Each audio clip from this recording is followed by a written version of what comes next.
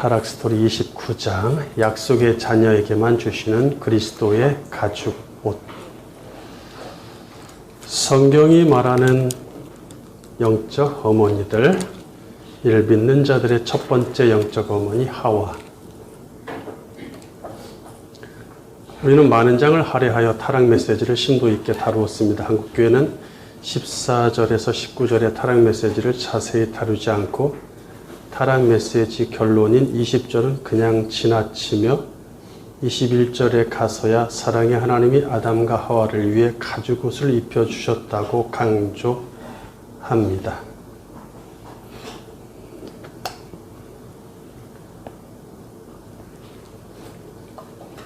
가죽옷은 좀 들어보셨을 거예요.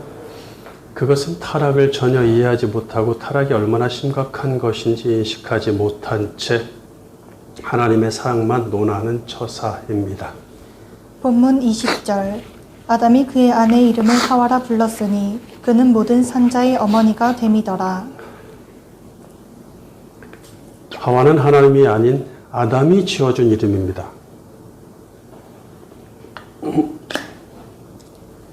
하와란 이름은 14절에서 19절의 타락 메시지를 완전히 이해한 아담의 신앙 고백이었습니다. 즉 타락 메시지를 들은 아담 입장으로 나와야 할 결론은 하와입니다. 자신의 이시아로부터 산자들이 나온다는 것은 아담에게 유일한 희망이기 때문이죠. 아담은 아내가 산자들의 어머니가 될 것을 믿습니다. 그녀를 시조로 해서 그녀에게서 산자들이 나온다는 뜻입니다. 여기서 아담과 하와의 상반된 존재 가치가 선명히 드러납니다. 신약 성경은 아담이 죽음을 가져온 자로서 죽음의 시작이라고 평가하죠. 이에 반해 하와는 생명을 가져온 산자의 시조로서 어머니입니다. 이쯤에서 우리는 매우 특이한 구절인 하와가 산자의 어머니가 되었다라는 말을 한 번 더 생각해야겠습니다. 보통 북의 사회이자 남성 중심 문화에서는 남자만 조상으로 인정하면서, 그렇죠? 시조로서 아버지라 칭할 수 있습니다.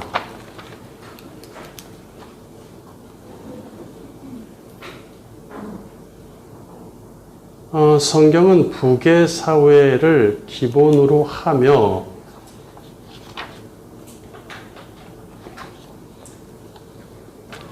그것으로서 영적 아버지인 하나님과의 관계를 배우죠. 아버지와 아들로 이루어진 성경의 수많은 족보가 그것을 말해줍니다. 그런데 인류 역사의 시작부터 여자가 가문의 시조가 됨은 매우 특이한 일입니다. 이로써 성경에서 아버지란 말보다 어머니란 말이 먼저 나옵니다.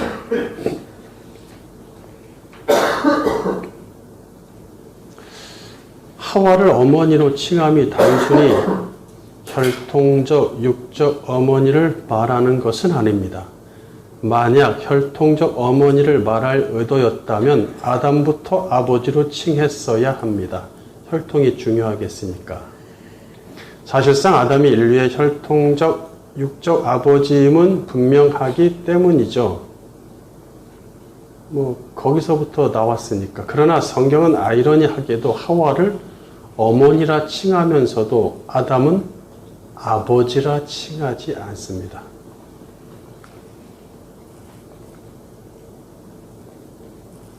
우리는 이런 모순적 상황에 한 번쯤 의문을 가져야 합니다. 모든 산자의 어머니란 말 속에는 생명의 어머니, 믿음의 어머니란 의미가 포함될 것입니다.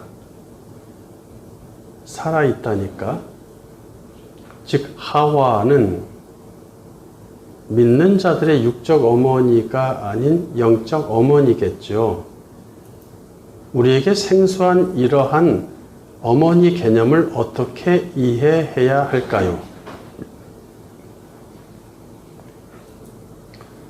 두 번째, 믿는 자들의 두 번째 영적 어머니 사라. 하나님은 아브라함을 선택하셔서 언약을 맺으심으로써 당신의 구속사를 본격적 구체적으로 시작하십니다.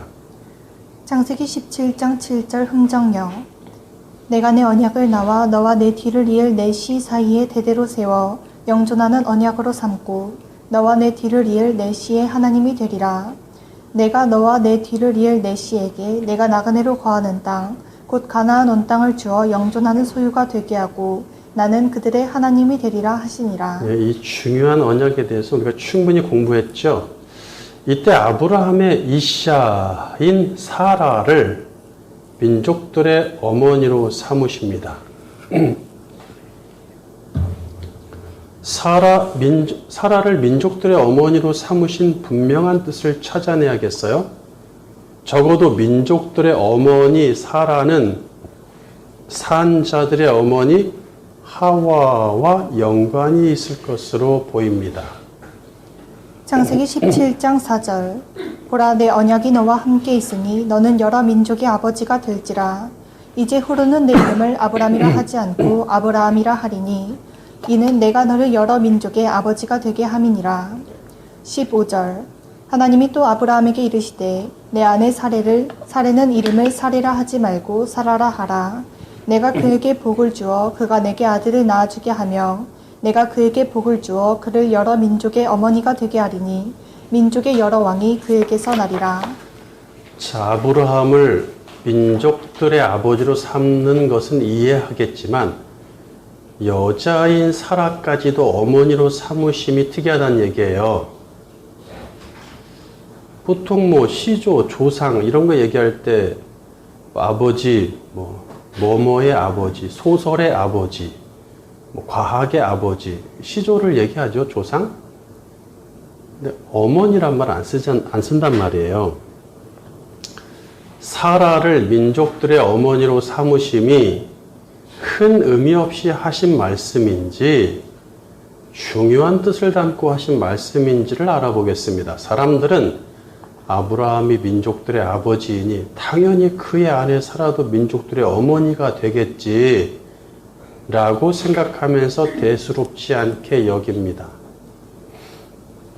만약 그처럼 별다른 뜻이 없다면 아내로서 여자로서 무시당하지 않게 하시려고 민족들의 어머니로 칭해 주었다는 것에 불과합니다.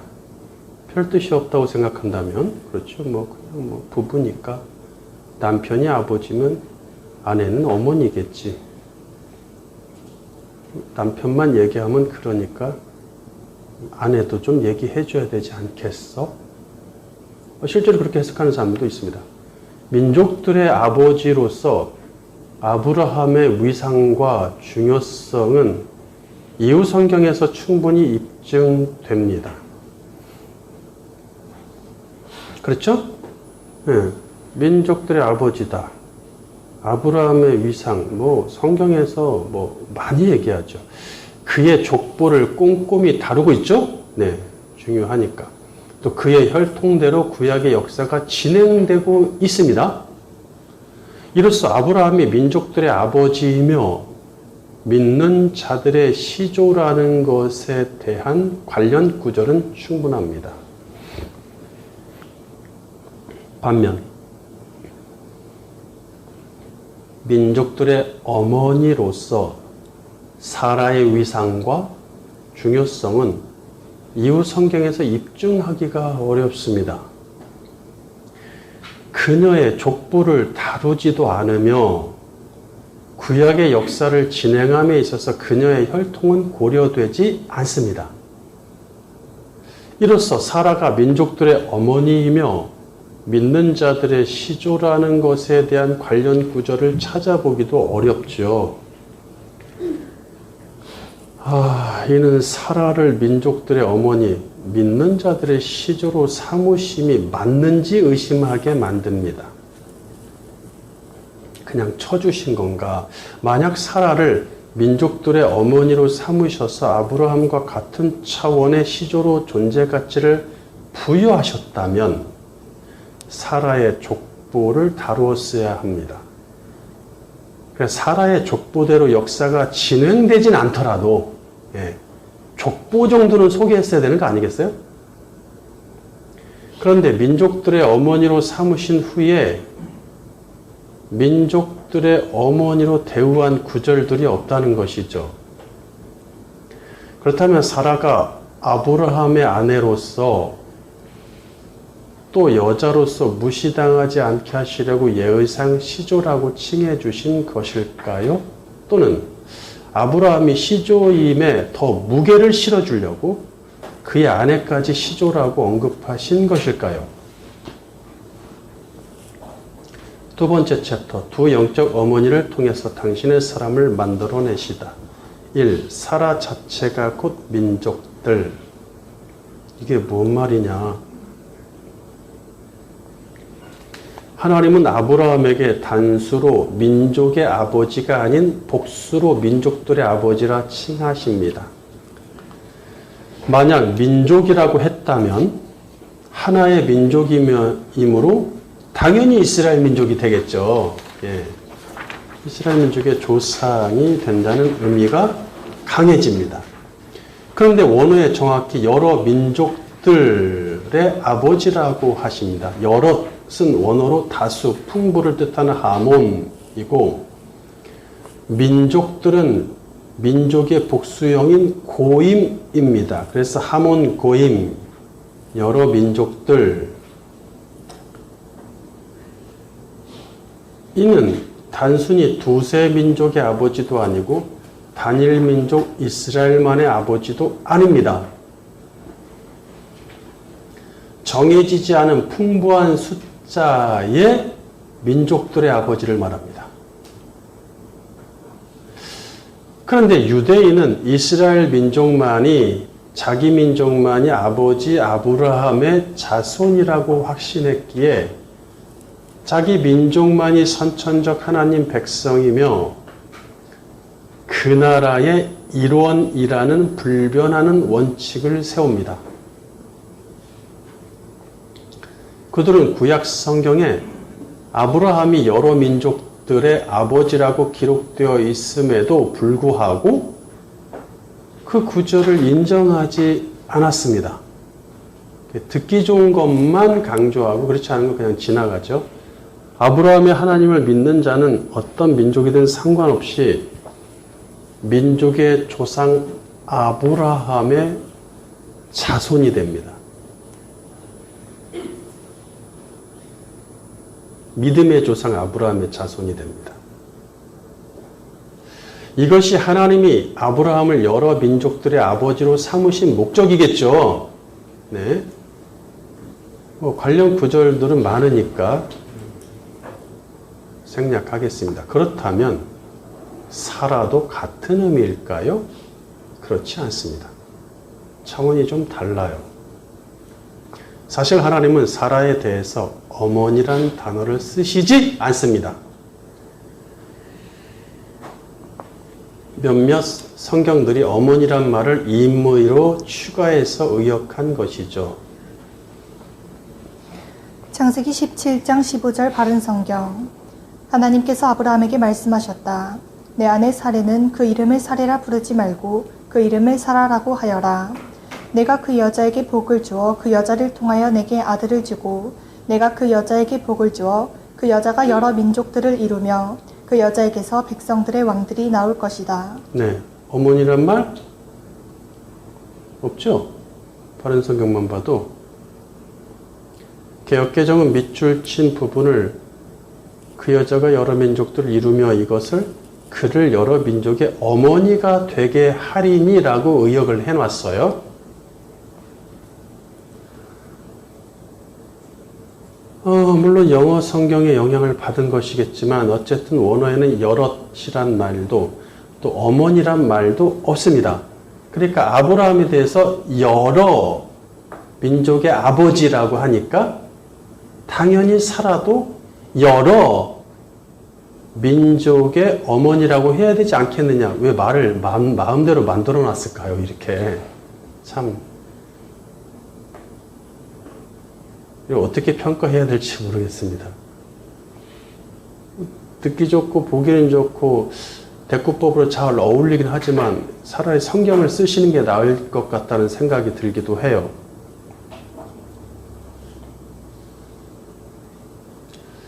밑줄 친 부분을 원어대로 직역하면 그녀는 민족들을 위해 있다. 또는 그녀는 민족들이 된다입니다. 예. 간단해요. 딱 두 단어로 돼 있어요. 그 여자가 여러 민족들을 이루며 딱 봐서는 한 4글자가 있을 것 같은데 딱 2글자예요. 간단합니다.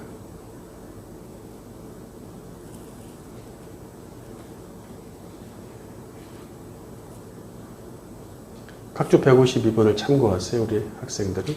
민족들을 위해 있다. 그녀는 민족들을 위해 있다. 또는 그녀는 민족들이 된다.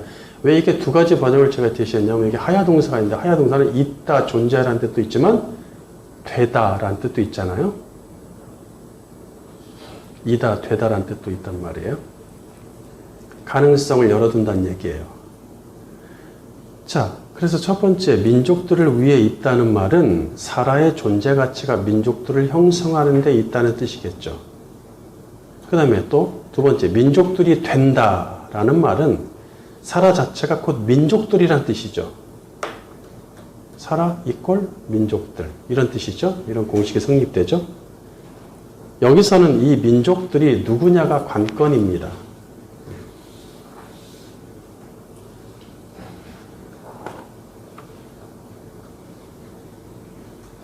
근데 영어 성경들 중에 KJ3, 킹제임스 3판, 개정 3판, ESV는 잉글리시 스탠다드 버전, 영어 표준요. 다비는 다비 성경, 다비가 번역한 성경, 이런 성경들에는 어머니라는 단어를 쓰지 않아요. 원어대로 그녀는 민족들이 되리라 이렇게 번역을 하고 있지요. 민족들을 위해 존재한다라는 뜻도 된다 그랬어요. 왜냐하면 민족들 앞에 목적을 나타내는, 자격을 나타내는, 무엇을 위해를 나타내는 레, 우리 많이 배우고 있죠? 레 라는 접두사가 붙어 있거든요. 그러니까 민족들이 그럼 누구냐? 두 번째, 사라는 천상의 예루살렘이다. 하나님은 아브라함과 사라의 존재 가치를 구별하십니다. 즉 아브라함이 갖는 상징성과 사라가 갖는 상징성이 차원이 좀 다르다는 뜻이죠. 아브라함이 하나님을 믿는 자들의 시조로서 아버지라면, 그러니까 아브라함이 믿었던 그 하나님을 내가 믿으면 나도 아브라함의 자손이다. 이 개념이거든, 성경이. 이 개념을 고수하잖아요. 그러니까 아브라함이 하나님을 믿는 자들의 시조로서 아버지라면 사라가 믿는 하나님을 믿으면 나도 사라의 자손. 이게 아니에요. 그건 아브라함이 갖는 존재 가치였고 사라는 민족들의 시조로서 근원입니다. 근원. 그렇다면 사라는 어떤 민족들의 근원일까? 이 말씀은 사라가 아들을 낳을 것이라는 수태 예고와 함께 주어졌단 말이에요.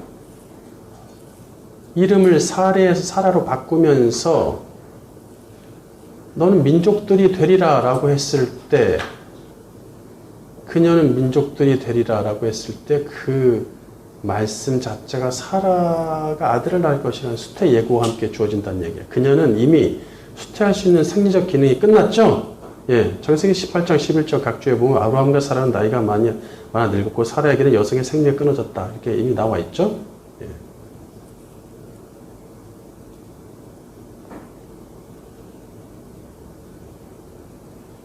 그러니까 그녀는 이미 수태할 수 있는 생리적 기능이 끝났기에 성령의 능력으로 수태한 거겠죠.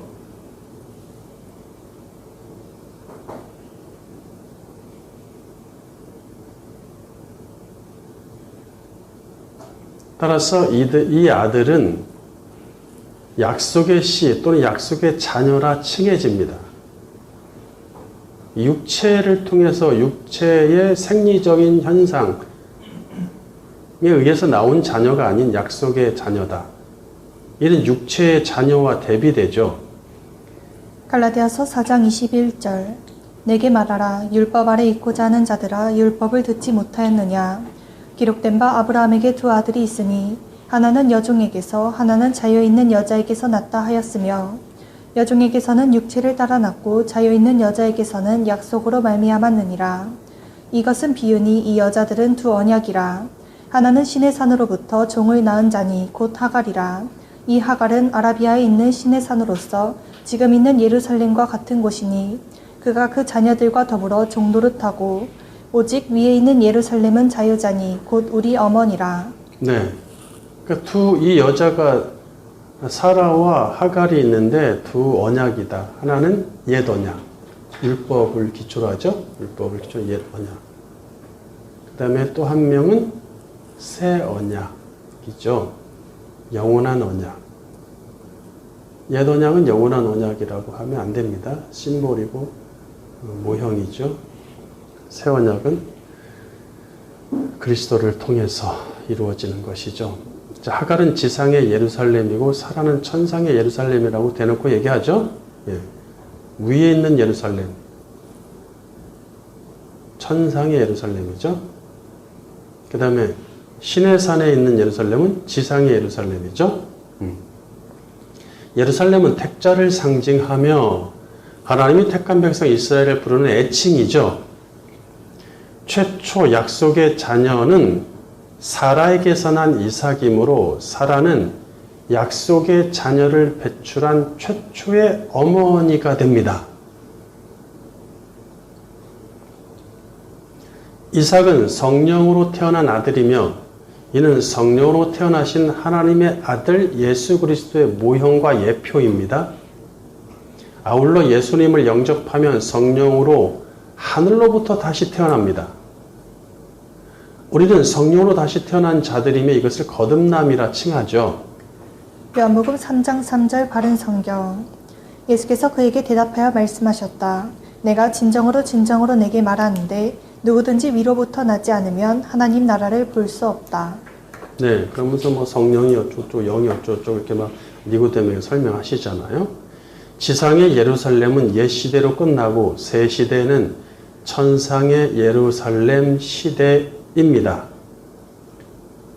첫 열매이자 첫 아들, 장자라고 하죠. 첫 아들이신 그리스도로 인해 천상의 예루살렘에서 민족을 초월한 약속의 자녀들이 속속 나옵니다.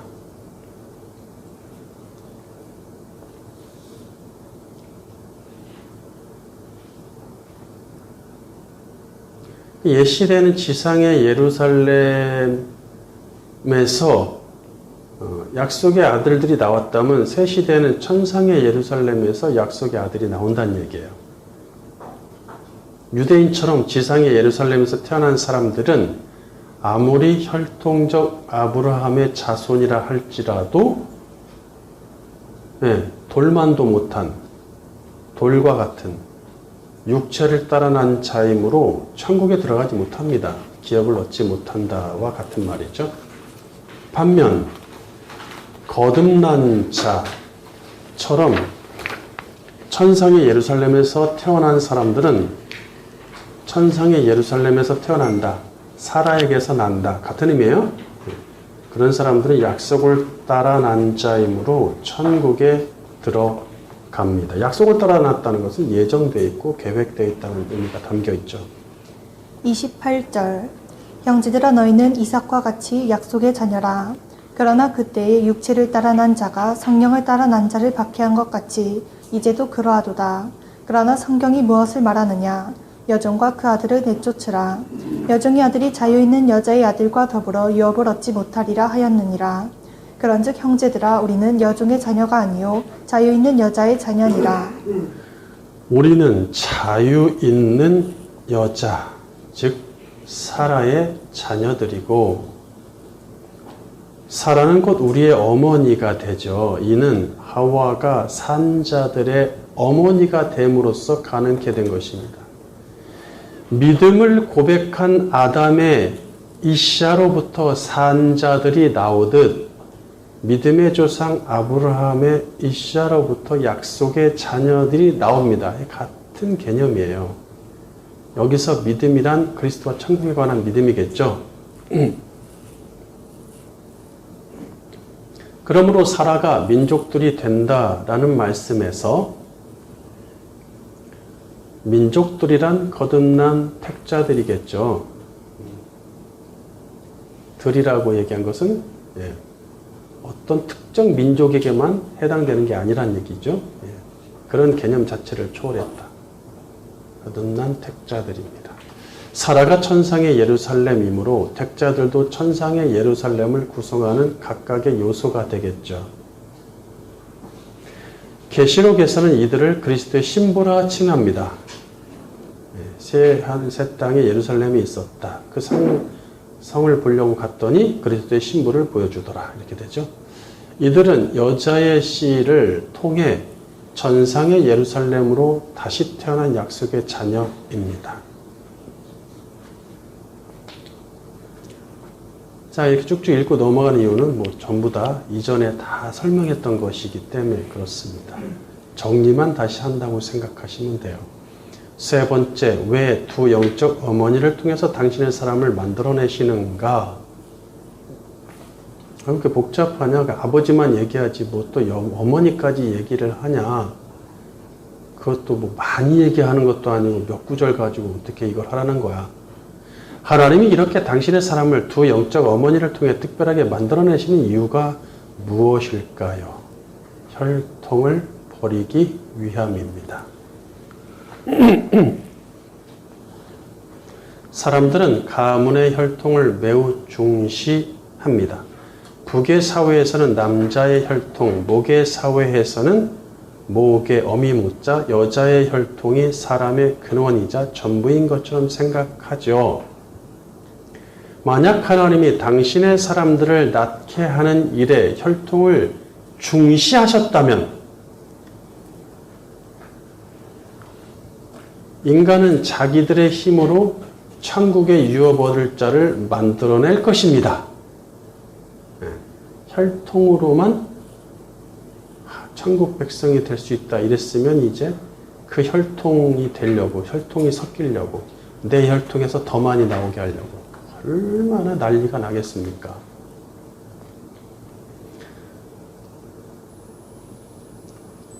한국 사람은 혈통을 매우 중시합니다. 이는 한국 교회도 마찬가지죠. 우리는 어려서부터 하나님이 한국 사람, 한국 교회를 특별히 선택하셔서 사랑하시고 큰 복을 주셨으며 가장 많은 교회와 가장 많은 구원받은 신자를 주셨다고 들어왔죠? 네, 들어왔어요. 제도권 교회의 겉모습만 봐서는 그 말이 사실입니다. 그러나 우리는 이것에 대해서 심각하게 생각해 봐야 합니다. 예수님 당시에 제도권 유대교가 그랬거든요. 그들은 어려서부터 하나님이 유대인, 유대교를 특별히 선택하셔서 사랑하셨다고 그것으로 모든 유대인이 하나님 나라의 백성이라고 들어왔습니다. 사랑하셔서, 선택하셔서 사랑하셨고, 다를 빼야 되겠네요. 그것으로 모든 유대인이 하나님 나라의 백성이라고 들어왔습니다. 그들은 10명만 모여도 회당을 지어서 예배하고 성경을 배웠고 종교 행위를 가졌습니다. 유대인 회당은 오늘날 교회당과 동일한 역할을 하죠. 가는 곳마다 가나안 땅에서는 유대인 회당이 넘쳤습니다. 그러나 예수님은 그 모든 제도권 유대교의 겉모습과 종교 행위를 부정하셨습니다. 한국엔 가는 곳마다 교회가 넘치며 하루도 바람잘 날이 없어요. 예수님 시대에 참 이스라엘 사람을 찾기 어려웠듯이 우리도 참 그리스도를 찾기 어렵습니다. 우리는 특별히 하나님이 사랑하신 한국인, 특별한 한국교회에 다닌다는 이유로 다 하나님 나라의 백성이라고 믿고 있거든요. 그러나 그것은 큰 오해입니다. 하나님은 인류의 역사를 시작하실 때부터 이미 혈통과 민족적 자격을 버리셨습니다. 그분이 특별히 사랑하시는 사람은 있어도 특별히 사랑하시는 혈통, 가문, 민족, 나라는 없습니다.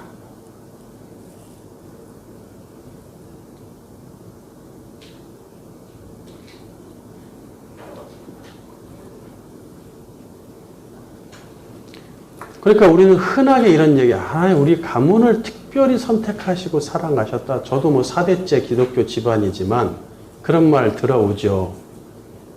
그럴까요? 그냥 그분은 저희 할머니를 사랑하셨고 저희 또 아버지를 사랑하셨고 저희 뭐 이런 식으로 가는 거죠.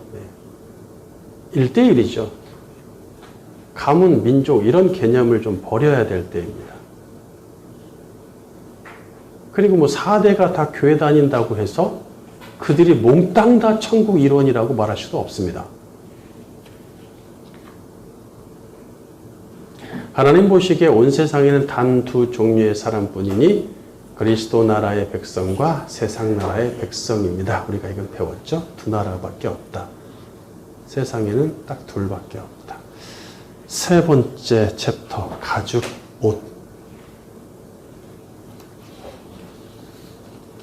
오늘은 그렇게 내용은 많지 않습니다. 잘 정리를 하시면 될 것 같아요. 타락 스토리 1권, 창세기 3장에 대한 중요한 마무리입니다.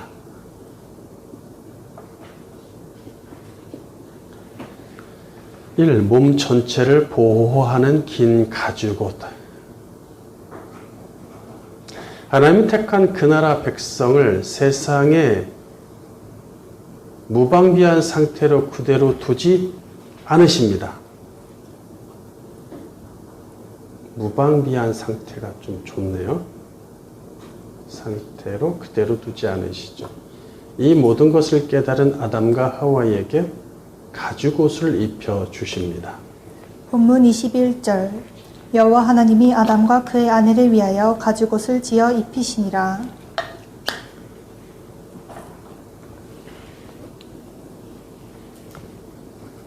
가죽옷은 원어로 코트노트 오르인데, 코트노트 오르, 가죽을 뜻하는 오르와 옷을 뜻하는 케토네트의 합해진 말입니다. 케토네트가 합해진 말이죠. 자, 케토네트란 옷을 의미하는 단어가 여러 개가 있어요. 근데 좀 구별을 할 필요가 있습니다. 케토네트란 단순히 부분적으로 가리는 상의나 하의가 아니라 목에서 최소 무릎까지 내려오는 긴 옷을 의미합니다. 더 내려가면 걷기 힘드니까 긴 옷. 구약 시대에 예를 들면 몸 전체를 두르는 세마포옷을 입었죠. 세마포옷을 입어서 휙 두르면 되잖아요. 그냥 본래 아담과 하와는 범죄하고 나서 무화과 나뭇잎을 엮어서 옷을 만들어 입었습니다. 그러니까 우리가 이것을 원어대로 번역하고 해석하지 않다 보니까 그냥 뭐 이렇게 뭐 치마, 미니스커트, 뭐 반바지 정도 이렇게 뭐 위에 간단히, 밑에 간단히 뭐 이렇게 뭐 가리는 수준으로만 자꾸 이렇게 생각을 하고 또 그런 그림들을 자꾸 보게 되는데 그런 개념을 탈피해야 됩니다. 그때 아담과 하와가 만들어 입었던 그 옷은 원어로 하고르였죠. 이는 허리띠나 허리 덮개를 뜻합니다. 그러면은 아담과 하와가 열심히 무화과 나무로 막 엮었다는 단어가 있어요. 엮어서 이렇게 짜듯이 엮어가지고 허리띠 덜렁 입었습니까? 맨몸에? 그게 뭐야? 맨몸에 허리띠는 좀 그렇잖아요. 허리띠는 기본적인 상하체를 덮은 옷을 여미는 역할을 하죠. 그러니까 즉 그들은 이미 몸 전체를 가리는 옷을 입은 상태죠. 입은 상태에서 허리띠를 졸라 맸습니다. 전쟁에 나갈 준비를 했던 것이죠.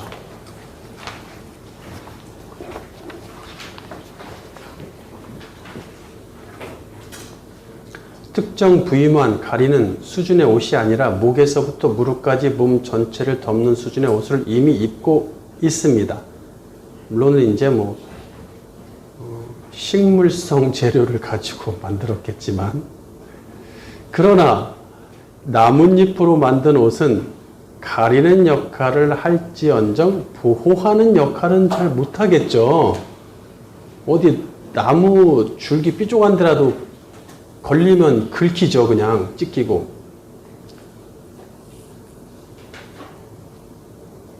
지금 필요한 옷은 가리는 목적도 어느 정도 있지만 정확히 말하면 보호하는 목적입니다. 예. 전혀 가리지는 기본적으로 가리지만 더 중요한 것은 보호하는 목적이다.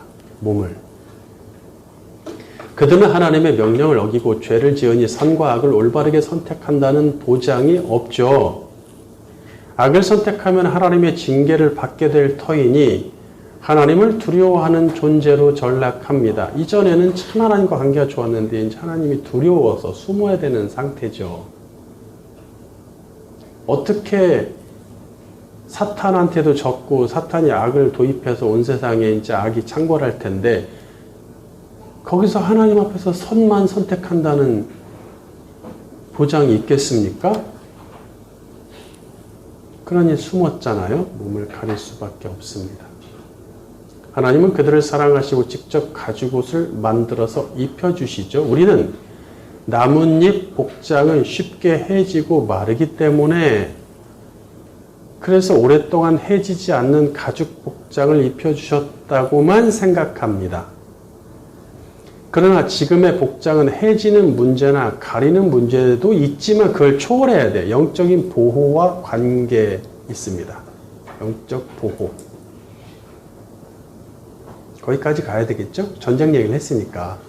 네. 전쟁이 이미 예고된 상태니까. 강조하며 예고하셨죠. 이는 매우 상징적인 의미의 옷입니다. 쉽게 해지지 않는다는 것은 그만큼 기능을 잘 한다는 얘기죠. 가죽이란 게. 저도 가죽 제품을 좋아합니다. 해지지 않으니까. 일반 가방들은 꼭 언젠가는 터져요. 터져서 제가 가방에 다 꼬매놨는데, 꼬매서도 입고 하는데, 가죽은 이제 정말 평생 한 번 꼬맬까 말까, 꼬맬 필요가 없을 정도로. 그 전에 제가 어렸을 때 저희 어머니가 바느질을 늘 하셨는데, 여기다 뭘 끼고 바늘을 이렇게 누르시더라고요. 예, 골무죠. 골무에다 뭘 끼고 바늘을 그냥 이렇게 눌러요. 아니, 저거 안 다치나? 그래서 제가 그것을 골무를 빼가지고 열심히 몇 날 며칠을 봤어요. 그때는 가죽이다, 천이다, 면이다 이런 걸 몰랐잖아요. 어렸을 때니까. 그래, 그거를 며칠 동안 보면서 도대체 이게 뭐길래 바늘을 뚫을 수가 없을 정도로. 그리고 얼마나 오랫동안 10년 넘게 하셨을 텐데 그게 안 뚫려 있단 말이에요. 그래서 참 대단하다. 나중에 이게 가죽이라는 걸 알았죠. 천연 가죽이라는 거. 네, 그 정도입니다. 평생 입을 수 있고 쓸 수 있다는 얘기죠.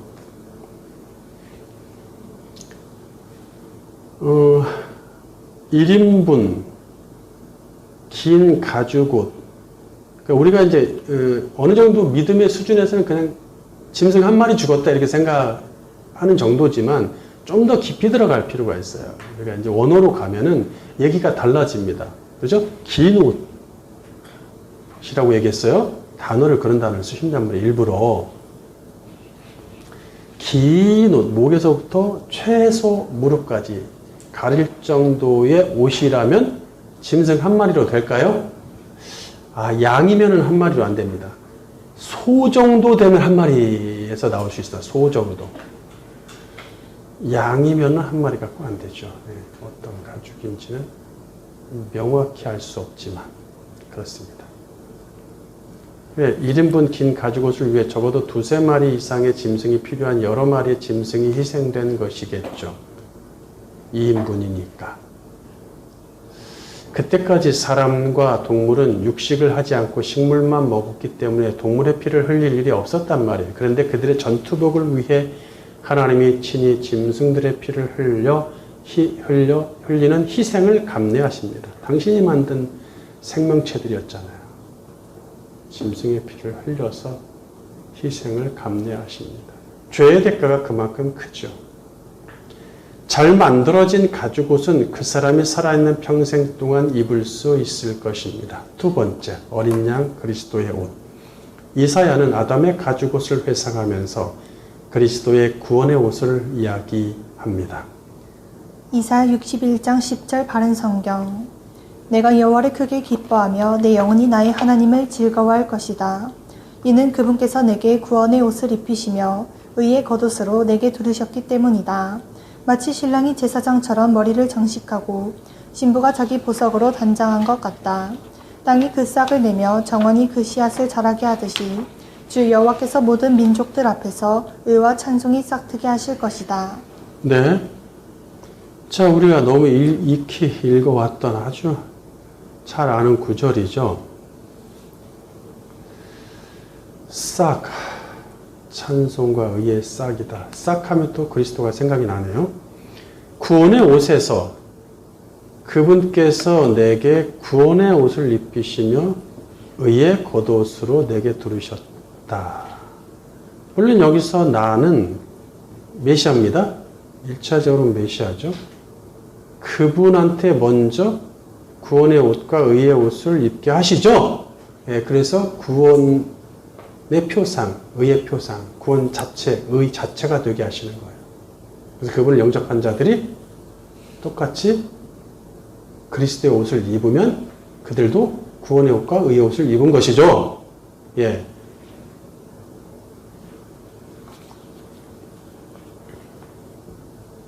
옷에 대한 설명이 다른 데서도 나오기 때문에 제가 좀 생략을 했습니다.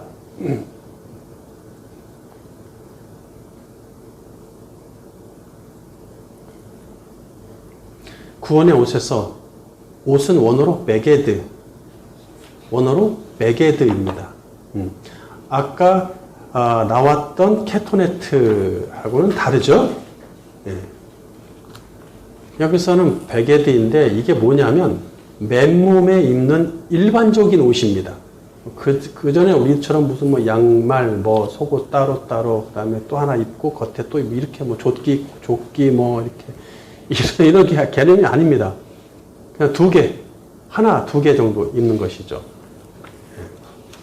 그리고 허리띠 묶고 이러면 되잖아요.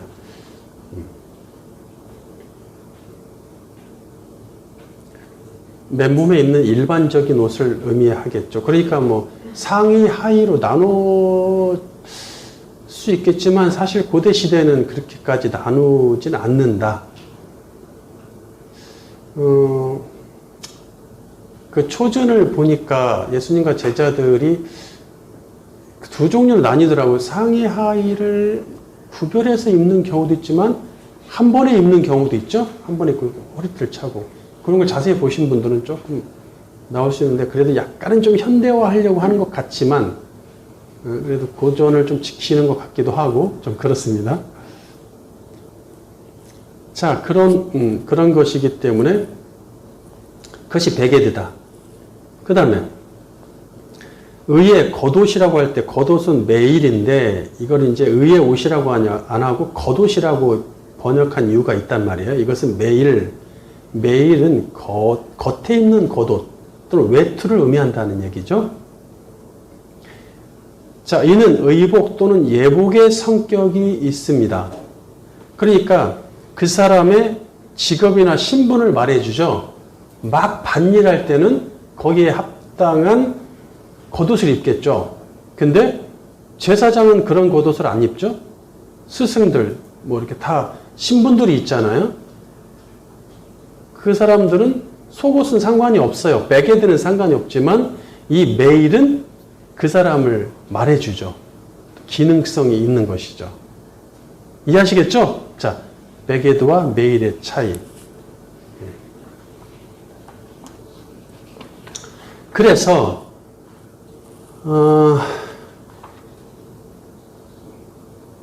구원의 옷과 의의 겉옷은 곧 그리스도의 옷을 상징합니다. 꼼꼼히 이 옷에 대해서 얘기를 하고 계신 것이죠.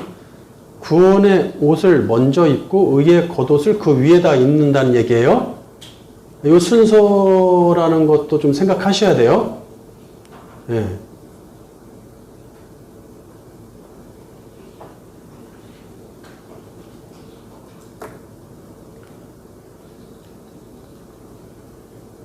아까 케토네트는 좀 다른 개념으로 생각하셔야 돼요.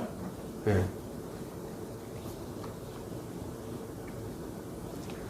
구원의 옷과 의의 겉옷은 곧 그리스도의 옷을 상징합니다. 그분에게 먼저 구원의 베개들을 입히셔서 죽음에서 구원하셨죠.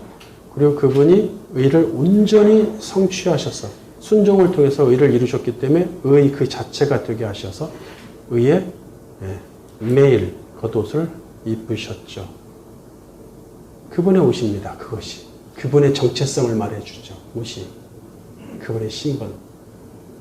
그 다음에 뒤에 마치 신랑이 제사장처럼 머리를 장식하고 신부가 자기 보석으로 단장했다. 신랑 신부인데 뭔 신랑 신부 얘기하는데 제사장이 나오냐 여기서 이런 생각을 하시면 어려워지지만 신랑은 예수님이고 신부는 그 교회다라고 하면 다 해결됩니다. 이사야는 새 시대의 하나님의 이시아들이 그리스도로 옷 입게 될 것을 예고합니다. 그들은 그리스도를 통해 죄사함 받고 구원받음과 동시에 의롭게 되죠. 예.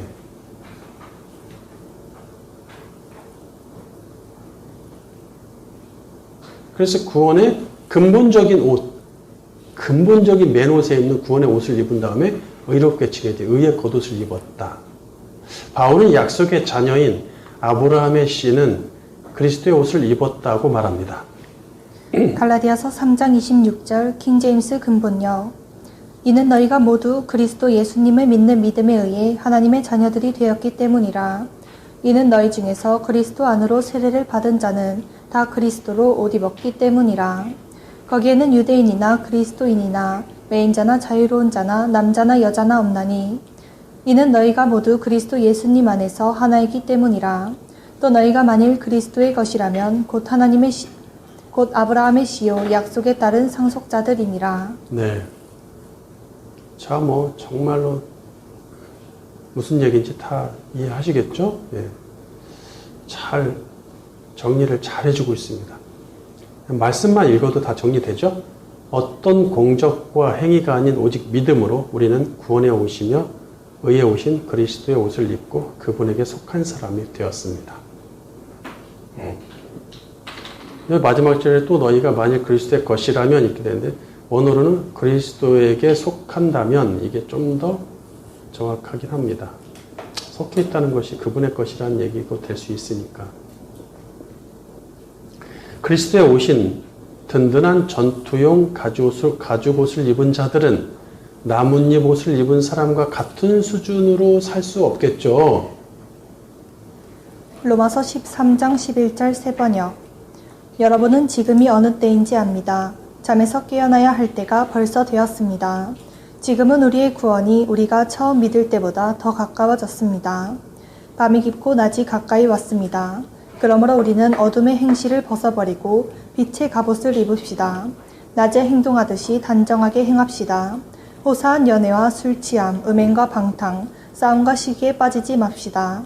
주 예수 그리스도로 옷을 입으십시오. 정욕을 채우려고 육신의 일을 꾀하지 마십시오. 네, 뭐 답이 다 나왔네요. 인간은 원래 자기 본성대로 욕심을 채우기 위해 살아가지만 이제는 그런 방식으로 살던 옛사람이 죽고 예수를 위해 사는 새 사람이 되었습니다. 고린도서 5장 15절. 그가 모든 사람을 대신하여 죽으심은 살아있는 자들로 하여금 다시는 그들 자신을 위하여 살지 않고 오직 그들을 대신하여 죽었다가 다시 살아나신 이를 위하여 살게 하려 함이라. 그러므로 우리가 이제부터는 어떤 사람도 육신을 따라 알지 아니하노라. 비록 우리가 육신을 따라 알았으나 이제부터는 그같이 알지 아니하노라. 그런즉 누구든지 그리스도 안에 있으면 새로운 피조물이라. 이전 것은 지나갔으니 보라 새 것이 되었도다. 네, 새 번역 성경은 육신을 따라를 육신의 잣대로 뭐 이렇게 번역을 했는데, 의역을 좀 해놨는데, 그리스도도 육신의 잣대로 알았다고 그래요. 그러니까 우리가 예수를 믿는 이유가 예전에는 뭐예요? 내 육신이 잘 먹고 잘 살려고. 예. 육신을 위해서 모든 걸 그렇게 성경을 그렇게 해석하고 그런 기준으로 했습니다. 예수 그리스도도 그것을 위해서 필요한 존재 중에 하나였죠. 이제는 그 수준이 되면 안 되겠죠? 예, 그 수준이 되면 안 되죠. 언제까지나 그 수준일 수는 없죠.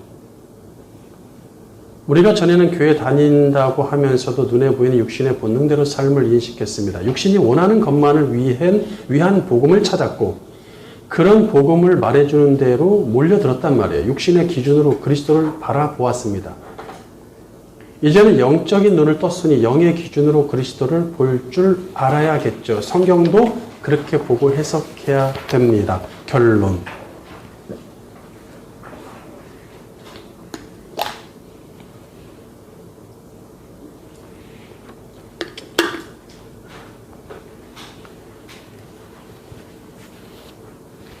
설 명절을 맞이해서 기쁘고 행복한 명절이 되시기를 바라면서 일침을 한번 가해드리겠습니다. 저의 적이니까, 특기니까 어쩔 수 없어요. 이제는 K-팝 음악이죠. K-컬처 문화, K-처치 교회를, 요즘 K-푸드 너무 많아서 온 세상이 난리야, 난리. K 또 뭐, K-웨펀, 무기. 한국 무기 사드리려고 또 난리고. 자, 그러니 얼마나 우리가 자랑스럽습니까? 그런 것들을 자랑스러워하면서 한국인의 혈통을 운운할 때가 아닙니다. 물론 하나님이 혈통적 한국 사람, 한국 교회를 특별히 대하시는 것은 한 가지 있다고 봅니다. 그게 뭘까요? 많이 받았으니 많이 요구하신다는 것이죠. 좋아할 거 없습니다. 즉, 구원받을 확률이 높아 보이기에 구원받는 기준과 성화의 기준이 타민족에 비해 높다는 얘기예요. 어디는 그냥 예수라는 말만 입에서 꺼내도 그냥 구원받아요. 그 정도로 어렵습니다. 목숨이 왔다 갔다 하니까. 근데 우리는 그 수준이 아니에요. 지나가는 사람도 예수님에 대해서 웬만한 얘기는 다 합니다. 교회에 여러 번 다닌 적 다 있어. 한두 번씩은 다 다닙니다. 눈만 들면 교회가 보이고, 눈만 들면 고개만 들면이지, 눈만 뜨면이라고 하든지, 이게 왜 이렇게 됐지? 눈만 뜨면이든지 고개만 들면, 둘 중에 하나 하겠습니다. 예, 뭐가 좋은지 모르겠네. 자, 눈만 뜨면 교회가 보이고, 맘만 먹으면 복음을 들을 수 있고, 열심만 내면 복음을 깊이 배울 수 있으며, 결단만 하면 신학교가 즐비합니다. 이해하시겠죠? 네. 2000년 교회 역사에서 유례없는 교회의 부흥시대, 기독교가 호황하는 나라, 종교심이 강한 민족으로 우리는 태어났습니다. 많은 곳에서 자기 가문이나 민족이 아니거나 자기 종교가 아니거나 예수를 믿으면 불태워 죽이고 총으로 쏴 죽이며 3대를 숙청하여 가문의 씨를 말렸습니다. 2000년도 넘었죠. 구약시대에도 그랬으니까. 그런데요, 21세기를 사는 아직도 그런 곳이 세계 곳곳에 있어요. 오늘도 벌어지고 있습니다. 당장 먹을 것이 없는 신자들, 오늘 살아남는 것이 관건인 신자들, 내일이 참 보장되지 않는 그들과 똑같이 한국 신자를 대우하실 것이라면 큰 착각입니다.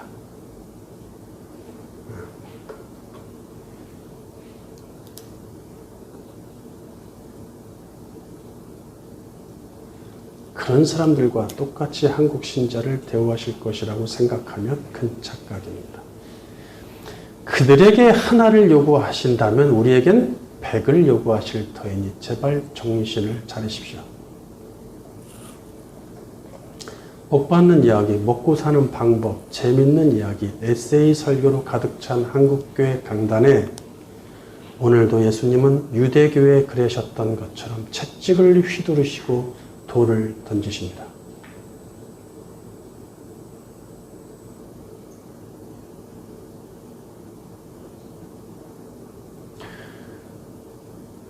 어떻게 교회에 채찍을 휘두르고 교회를 부정하나, 제도권 교회를 부정하나. 예수님도 그러셨어요. 우리 초중 봤죠? 예수님이 채찍을 만드셔가지고 손수 채찍을 만드셔서 그럴 법도 하죠. 거기까지는 생각 못했는데 채찍을 휘두르셨다고 했는데 그 채찍을 지나가다 주워서 하신 것 같지는 않은데 보니까 참 큰 뜻을 가지고 밤새 만드시더라고요. 괜찮은 것 같아요. 해석이. 근데 그 난리를 치는데 그 수많은 그 권력자들 앞에서 어느 누구도 말리지 못하죠? 그렇습니다. 왜? 어떻게 감히 하나님의 성전을, 어떻게 감히 예루살렘 성전을, 제도권 교회를, 유대교를 그냥 그들도 정신을 못 차려. 어떻게 이런 일이 있을 수 있을까? 그건 예나 오늘이나 마찬가지입니다. 우리는 저주받은 땅에서 고통 가운데 살다가 영원히 고통이 지속되는 지옥으로 갈 사람들이었습니다. 그러나 하나님은 우리를 사랑하시고 구원자를 보내셨을 뿐 아니라 그분의 든든한 가죽옷을 입었습니다. 새 생명을 얻어서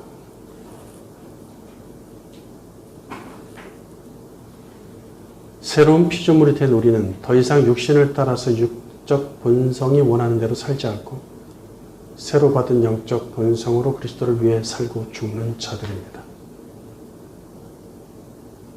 그분을 위해 죽고 사는 것은 큰 대가를 요구합니다.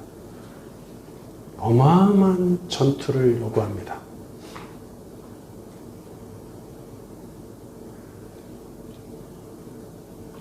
하나님이 우리에게 가죽옷을 입혀놨더니 가죽만 닫고 앉아있거나 더 멋진 가죽옷이 없는지 고르고 있진 않습니까? 좀 전쟁에 나가서 싸우십시오. 전쟁에 나가서 싸우십시오. 오늘날 교회는 멋지고 고급스러운 가죽옷을 입고 있습니다. 고급진 건물과 시설, 고급진 찬양단, 고급진 차림과 도구로 치장한 사람들, 고급진 전문가들. 그런 것은 전쟁을 위한 전투복이 될 수 없습니다. 주님이 얘기했죠. 그렇게 화려한 옷을 입은 자들은 저기 있지 않느냐.